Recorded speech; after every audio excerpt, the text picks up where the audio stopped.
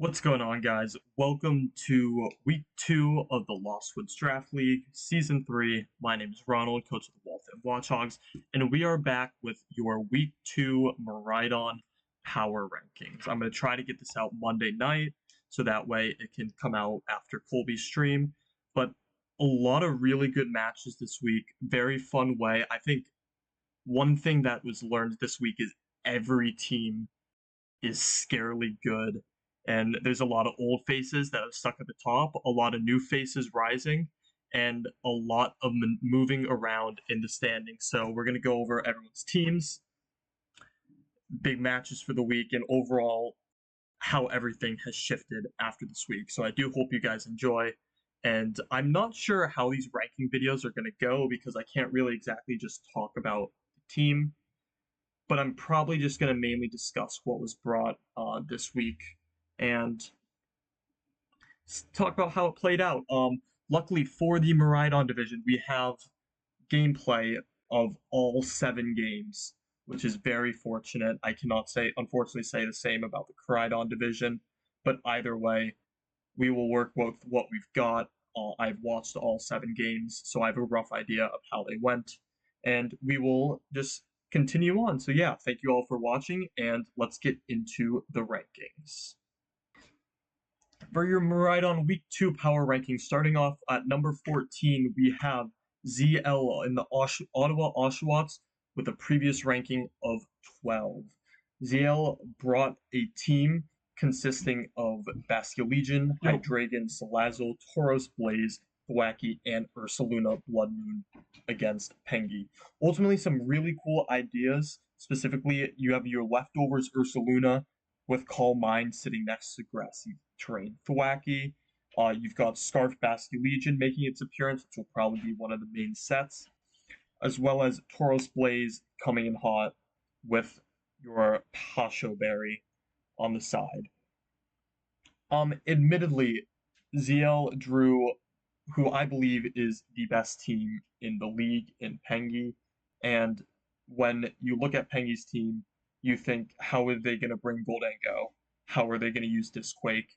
And ultimately, Pengi did not choose to bring either, which definitely, I'm going to assume, caught ZL off guard. Pengi would win the set 2-0. There are still, in my opinion, some very good moments that ZL had. Specifically getting to show off the true power of Ursaluna Blood Moon in Game 3, or in Game 2, I should say. However, not knowing that Clefable was cloaked, possibly deteriorated at the end, and you honestly don't really know because Ursaluna was acid sprayed at least once, maybe twice, after 2 Calm Minds, so it was at neutral. So Clefable definitely could have very easily picked that Ursaluna Blood Moon off. But overall, it was a fine showing. Not too much really to highlight or like talk down about, but they do drop 2 spots here. They get to move on and will be facing the team coached by Curry Puff next week. Moving on to number 13, we have the Gyanabo Golurks, coached by Patrick, previous ranking 14. Patrick took a 2-1 loss to the Massachusetts Mareeps, and although a lot of questions were asked about their team, they came out swinging by dropping their first overall pick in Volcarona, replacing it with a Alolan Persian, and another Mon that is Noivern. Neither made an appearance this week. Volcarona did not make an appearance this week either. If we take a look at how the match played out, Game 1 was very one-sided towards Keon. Or I wouldn't say completely one-sided, but it definitely favored Keon significantly in the early part, especially with the Sleep Powder miss by Venusaur. Rhyperior couldn't do much in the end game. But when the Crocodile Braviary swap-up happened for Game 2, Patrick really got going. And that Rhyperior hits like a truck. You cannot say anything more. That thing picked up multiple KOs, was put in a very unstoppable position. But in game three, Keon adjusted to a poly lead, and ultimately, because Torkoal was dropped in game two, it stayed dropped in game three, and Patrick could not recover from getting outled very, very heavily. Um, Still a really cool team. The team featured Braviary, Bronzong, Venusaur, Torkoal, Rhyperior, and Crocodile. I'm not sure if I already said that. But some pretty cool techs. You have your expert belt um on Venusaur. Although I think a Focus Sash probably works better. Um, and Rhyperior's very, very fun Assault Vest set with Poison Jab that just did so much damage. Very cool Braviary set as well. It was a very slow Braviary, worked very well in Trick Room.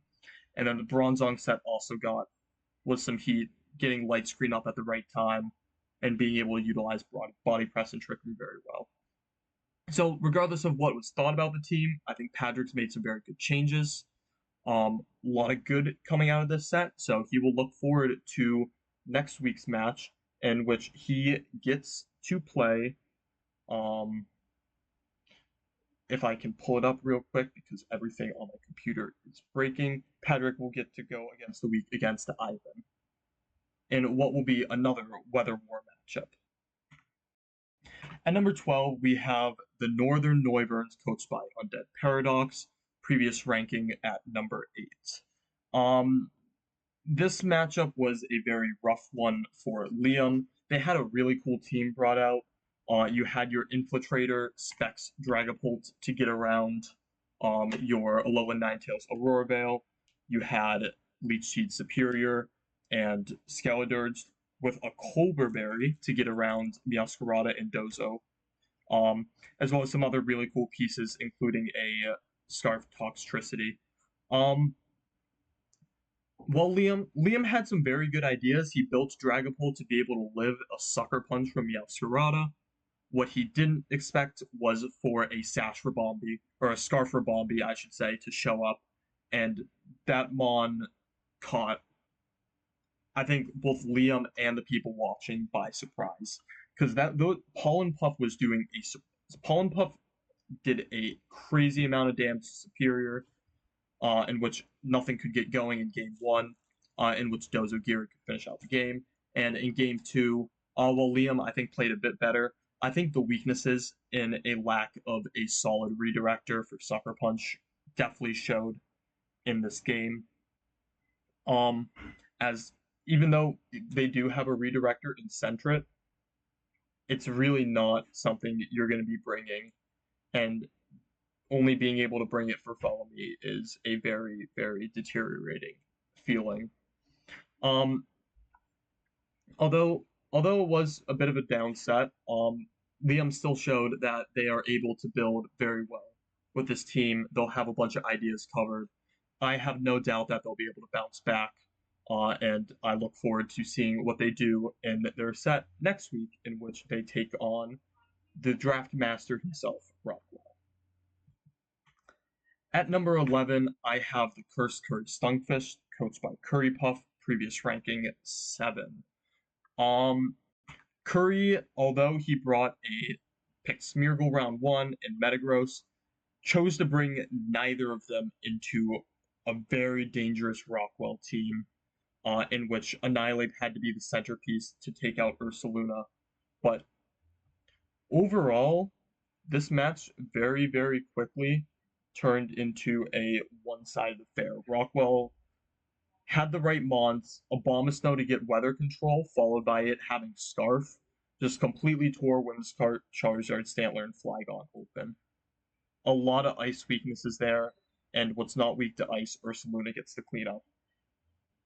Following that up, in game 2, the Zoroark made a surprise appearance, but ultimately could not get anything done, once again, due to Abomasnow. So this was a game that Curry really, really missed Metagross.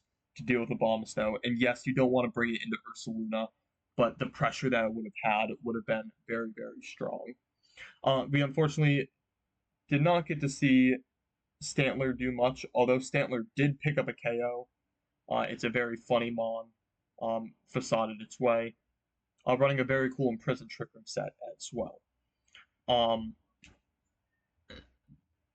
Ultimately, it's definitely a down week for Curry. Curry's a coach I'm very excited to see because his team is really a do anything team that has just a ton of toxic traits on it. But really just got shut down by Rockwell with relative ease in the series. But once again, Curry will get his bounce back. It's early, and we'll see what he can cook up in week 2 against ZL. At number 10, I have the 413X Ursa versus 1413X, coached by Alex, previous ranking 12. Alex took a 2-1 loss to Area 151 and Corrosion. However, they did bring some heat. I knew what Alex's team was going into the matchup, and I think it was super, super cool. Although it's not officially posted. Special Dragonite highlighted the squad here, running a Hydro Pump, Thunder, Hurricane, and Hydro Pump set. You also had Electabuzz with Low Sweep, Gothitelle Sneasler, as well as Ability Sheet, Earthworm, and King Gambit, because why not King Gambit? Although it was a loss, Alex did pick up a win and lost to a very, very strong team, um, marking the move up for 2 spots. I talked to Alex after this match a bit, and they said that they definitely felt a bit out prepped, but ultimately, Corrosion is a very, very good prepper, knows the game very, very well, and has a strong team. So especially considering Corrosion had matchup advantage, it would have been very hard. However, even though we lost, we still got to see some really, really funny things going on in this set. Specifically, Dragonite just killing everything. But ultimately, a game 3 lead switch up in which Mamoswine led off instead of Flamigo really put Alex on a back foot early. Not being able to trap Flamigo in against Electabuzz and Gothitelle. However, still very cool team. Alex will get to show off some prep more as he plays the top ranked Pengi in week 2, and what will be in my opinion, very, very fun and interesting matchup between the two of them. At number 9, I have the Slow Bros, coached by Big Oog, previous rank 13. This was a team I did not like very much, so Ivan proceeded to absolutely cook with it. Meowscarada into Dragapult with no redirector is just an auto bring, and then being willing to bring Scarf Rabombi just to make sure you have that extra damage to take out Dragapult was a super, super cool tech. I really like that. Dozogiri, I think the one downside of this game showed why they're not as threatening, and that was mainly because when Dozogiri wasn't a thing, Toxtricity just did so much damage, and even when it was a thing, it still was getting somewhat chipped. Of course, in game 1, it didn't take that much damage, but it couldn't get going in game 2. Ultimately, though, a lot of the techs helped out. For example, Helping Hand on Tatsu secured the game for Ivan. Hisuian Arcanine brought a really fun Rockhead set with Flare Blitz and Rock Slide E-Speed. And Ninetales just to cover everything off. I think the Rabombi was 100% the highlight of the set. It was a very cool mon to bring. Although Dozo did most of the work when it came to KOs, I think the pressure that Meowscarada put on, or Meowscarada and Rabombi put on, made Liam completely switch up what they had to do, and ultimately allowed Ivan to adjust perfectly. If Ivan needed a way to start off the week, this was the exact way that it needed to happen. Very, very strong showing. And looking forward to see what Ivan does in their next game against Hadrick.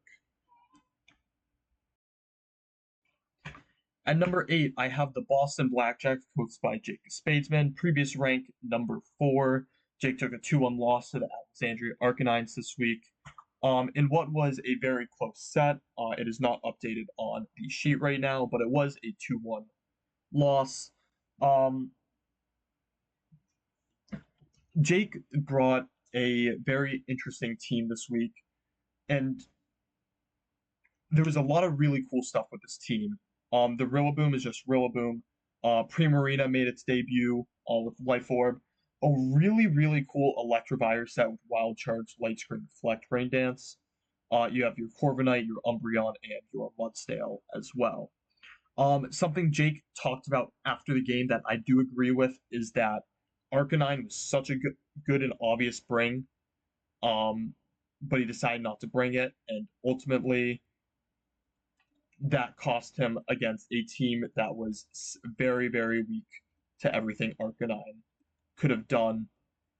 If we look at the team he was against, only Revavroom high horsepower could hit that, and even then it just gets intimidated and flare blitzed. But I think there's a lot Jake was able to learn. Jake played very well still. He got some great calls right in game 2. Game 3, it was a bit too little, too late. Umbreon could not stay up that long, and ultimately, when your opponent is clicking Heat Wave, Thunderbolt, and Poison Jab and needs one status condition to win the game, the status condition is going to happen, and it did. Um, I think this is a definitely a good lesson week for Jake. I think the team was a tiny bit overcooked, but that is something Jake will very easily learn from and be able to adjust in his next week set against Corrosion. So I'm looking forward to seeing that set and seeing what both of these players manage to cook up. At number 7, I have the Waltham Watchhogs, coached by myself, previous rank 3. I took a loss to the Beantown Pinnacles, which was an extremely hard matchup for me. I was very unhappy with the team I brought, and that's just because I had a really tough time breaking Theo's team. Um, this team struggled a lot into it. I can admit that. I told Theo that after the game. Um, and I think with my gameplay, I think it got a little too one-dimensional in game 3. I think I can look at that and say that back. I think I couldn't swap up my leads like I wanted to, because when Earth Power Garchomp was revealed, which is a crazy good tech that was brought, my entire Meowstic plan went to shreds, which was my game 3, and Mousehold was just an option to bring, but I ultimately thought Pelipper was the better option, and Pelipper proved to be the better option, but I just couldn't get it in position that I wanted it to be in, um, which it's an unfortunate set, but I severely underestimated Theo's team and what it was capable of, so I'm honestly not that disappointed.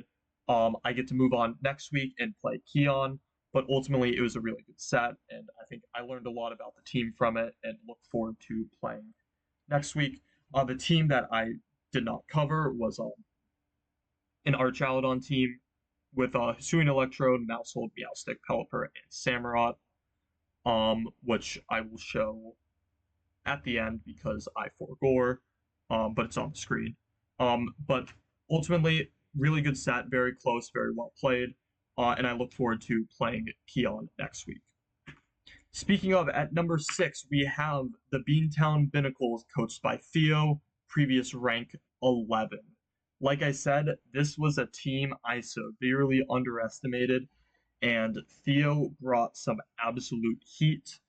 I was expecting a Garchomp, Kilowattrel, Typhlosion, Weezing, Slacking, and Hitmontop game. I got Sneasler, Azumarill instead. And I talked to Theo after the game, and they said that no one had prepped Samurott into them except for me. Um, Samurott proved to be a big issue for them in game 1, but when they dropped the Typhlosion, they played extremely well game 2 and 3. And I just have to highlight this Earth Power Garchomp. Having an Expert Belt next to Stomping Tantrum, Poison Jab, and Earth Power made it a nightmare for my Archaludon to get set up how I wanted it to. Because if this thing did not have Earth Power, Game 3 goes much, much differently. Um, but that having Earth Power, absolute huge tech, huge idea, very annoying to get around. Weezing did its job with neutralizing gas very well. Kilowattrel with Eerie Impulse was a great bring. Ultimately, a lot of really good sets coming out here from Theo. Super close game, but Theo played very well. It's a team that I look forward to seeing how he cooks up for the rest of the season. Definitely something I thought was a lot worse than it actually is, but ultimately, very, very good team. They get to show off more against Dan and Stout Gaming next week in week 2. Speaking of which, at number 5, we have the Alexandria Arcanines, coached by Stout Gaming, previous rank, number 10. Um, this team, very, very solid showing when you don't expect it and you see Helping Hand acrobatics after Psychic Seed turn 1. You know you're going to be in for you're going to be in for a rough ride, and that is what Jake went through in this set. A lot of really good and smart brings for this team. I also apologize. This team was actually ranked 9th last week. I forgot to change that, so this was only a +4. That's all right though. And this is also a 2-1 win versus the Blossom Blackjacks. I forgot to change that as well. But it was a very solid showing from Dan. If we look at his team, they brought, like I said, the Psychic Seed Unburdening Acrobatics Trip Bloom, Delphox and DD for Size Fan mode with Eject Button in DD, and then a Rotom Mow, a Haxorus, and Revavroom, which is a mon that I personally don't really like that much, but proved to be very, very strong in this game 3, in which they could focus down the Rillaboom, get the Rillaboom down, and nothing could stop the team afterwards. Um, super, super solid showing. Looking forward to seeing what Dan puts together for the rest of the season. They will get to play Theo next week. And we will see how they decide to cook up with what is this unexpected team. At number 4, we have Area 151, coached by Corrosion, previous rank 6. Corrosion brought a very, very good team into Alex this week, headlined by a dual wing beat Covert Cloak Flamigo, which completely caught Alex off game 1, followed by other really cool pieces, including a loaded dice Mamoswine, a Jolteon Choppleberry Incin, as well as 2 really cool pieces in a Choice Band Low Kicks, as well as a Flame Orb Sinistra. Really cool pieces, making sure that status effects won't happen to the Sinistra that it needed. Very, very, very cool team this week. This is a team that Corrosion has a lot of fun building with, but a very good week to start. They will look forward to playing Jake in week 2 in what will be a very exciting game. And it will be just a very good match overall. Super excited to see what they build up. I know they're prepping very hard this week, so we will see what happens.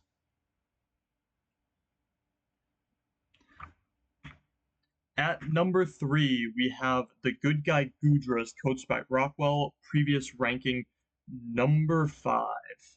Um, Rockwell brought a really, really cool team this week. This Rockwell was the team I had at my number 1 slot for a bit. Ultimately decided to shuffle it around 5, and Rockwell proved to me why I should have kept it at 1.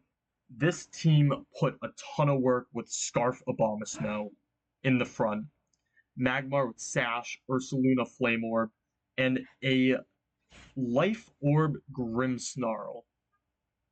All super, super interesting pieces, and this team just caught Curry completely off guard. Abomasnow did so much work in this set. Grimmsnarl, Ursaluna could clean up when needed. This is a team that Rockwell wanted to have, that he would be able to prep anything with. He succeeded in doing so. This is super, super, super good team that Rockwell built. Lot of really good pieces. And I think this is a wake up call for anyone playing Rockwell that these teams will be hyper creative, and you aren't going to expect a Scarf of Abomasnow to show up.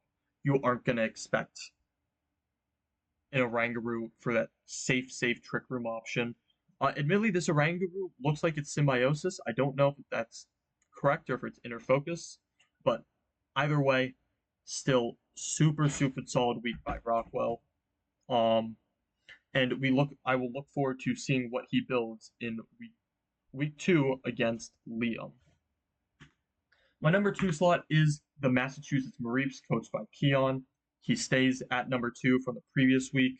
Keon played the Yonbo Golurks with a 2-1 win. Lot of really good things from Keon. It was a Rain versus Sun matchup, so naturally the Politoed and Ludicolo show up, repping safety goggles to get around Venusaur. Very, very cool other pieces. You have your Expanding Force Imprison set on Indeedee, partially for Trick Room Imprison, but also to imprison the Braviary Expanding Force that did not come. Magmortar with a Shucca Berry, and Glamora with Sash round out the team extremely, extremely well. Very, very strong showing. Game 2, Keon got caught off a tiny bit by how much that Rhyperior was doing, but Game 3 preserved the encore information for as long as needed and got to let it rip. Truly showing the experience that he's had with draft, knowing how to conserve information. Very, very smart towards the end of that set with that. And ultimately took away the win. Keon, like I said, really cool team. Didn't get to see too much out of this banded Salamence. Did not get to see the Glamora show up at all. But at the end of the day, they weren't needed as much as expected. Indeedee Male showed up in game 1, but was left behind for the rest of the set to not enable the Braviary, which was a smart choice. Overall, super good week. We said that Keon's team had like no centerpiece, but everything was a threat. They proved it this week, and he will get to play the Wolfand Watchhogs in my team next week for week 2. And at number 1, we have the Zurich Zamazentas, coached by Pengi, previous rank 1, now with a fresh and official logo. Pengi decided to build his entire team around Goldengo and responded in kind by not bringing Goldengo in set number 1. The team highlighted around everything just being able to do a bit of damage. Clefable and Porygon 2 led the attack very well. And it was set up extremely well by an Acid Spray Scrafty, showing how well that Stefan really knew he wanted to operate his team. Game 1, Excadrill cleaned everything up. Hippowdon came in from the back. Game 2, P2 was in the lead and just did so much work without Hippowdon being needed. Pretty much shut everything that ZL wanted to do down. He wanted to get Calm Mind or Luna set up. Here comes Acid Spray. He needs that extra turn of leftovers and grassy terrain recovery.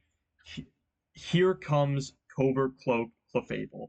If Clefable's not Covert Cloak, ZL probably wins game 2 because it is Covert Cloak.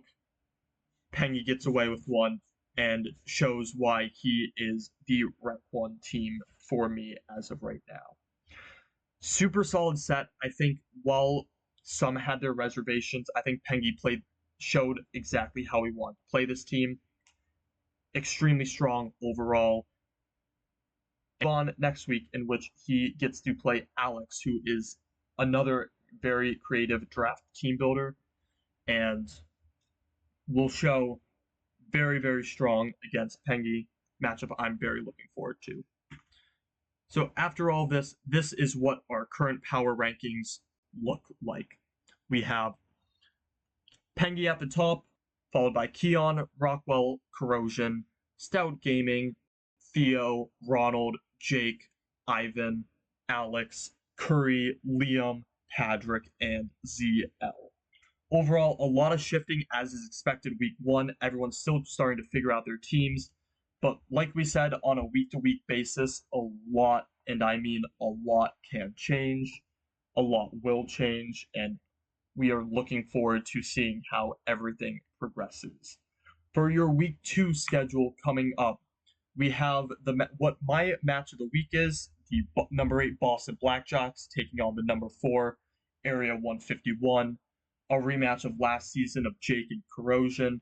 2 very good team builders, 2 teams that on paper look like they can be considered balanced teams. It'll be a very, very good matchup in which you have a very premier balanced player playing against a player who is one of the best draft builders that we have.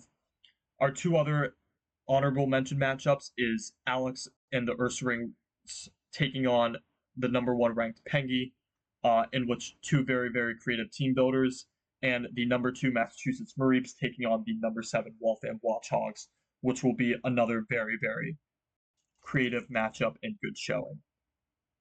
But overall, very, very good matchups. Very, very excited for next week. So yeah, looking forward to see where it goes. Thank you everyone for watching. I hope you appreciated it. And we will see you hopefully tomorrow, in which we have the Miraidon rankings coming out. And we will see you for week 3 Miraidon next week. So thank you for watching, and goodbye.